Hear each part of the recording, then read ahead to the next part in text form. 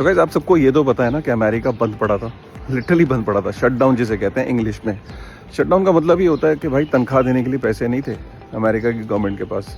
जो अपने स्टेट के जो उनके जो गवर्नमेंट के एम्प्लॉयज़ थे ना, 7.5 लाख लोग घर बैठा दिए थे, पैसे नहीं थे देने के लिए।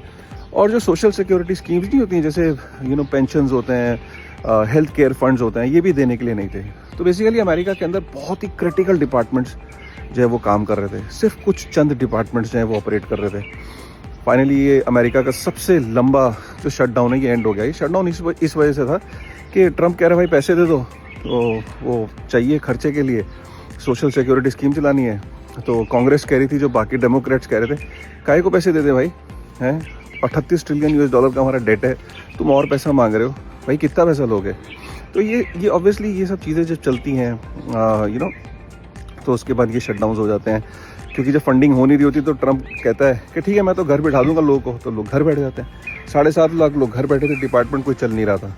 चलो फाइनली अमेरिका की हिस्ट्री में सबसे लंबा जो शटडाउन है ये ओवर हो गया। आप यकीन नहीं करोगे, शटडाउन तो था, लेकिन इस शटडाउन के बीच में भी 800 बिलियन US डॉलर जो है करीब डोनाल्ड ट्रंप ने उधारी लेके काम चलाया किसी तरीके से। अब ये शटडाउन खत्म होने का मतलब ये होता है कि कांग्रेस कहती है हार गए यार, चल छोड़, ले ले यार पैसे, ठीक है। तो क्या होता है, क्योंकि प्रेशर बहुत होता है ना, 7.5 लाख लोग सरकार के एम्प्लॉयज़ घर बैठे हैं, डिपार्टमेंट चल नहीं रहे हैं, फ्लाइट्स कैंसिल हो रही हैं, तो अल्टीमेटली घुटने टेक देते हैं। हमेशा हिस्ट्री में ये देखा गया, जब भी शटडाउन होता है उसके बाद मनी प्रिंटिंग होती है, क्योंकि हार मान जाती है दूसरी सामने वाली पार्टी। कांग्रेस भी कहती चलने दो यार अब, ठीक है।